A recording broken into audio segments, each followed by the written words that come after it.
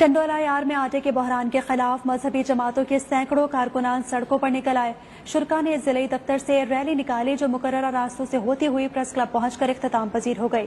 نمائندہ news one Tariq حمید Abbasi rally کے شرکا کے ہمراہ موجود ہیں، مزید حوالوں سے جانتے ہیں۔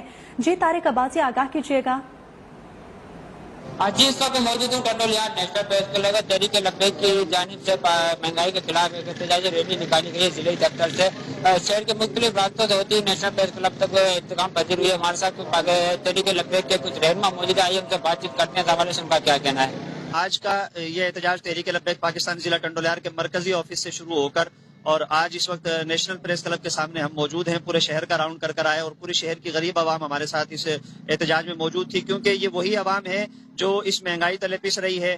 ہم اعلیٰ حکام سے یہ اپیل کر رہے ہیں، یہ مطالبہ کر رہے ہیں کہ خدارا ایک آٹا جو ہے وہ غریب کی پہنچ میں تھا کچھ عرصے پہلے، لیکن اب جو ہے وہ بھی پہنچ میں نہیں رہا۔ تو ہم آپ سے یہ ریکویسٹ کرتے ہیں کہ خدارا آٹے کو اپنی اصلی قیمت 65 روپے کلو پر لایا جائے تاکہ غریب اپنے بچوں کا پیٹ اچھے انداز میں پال سکے۔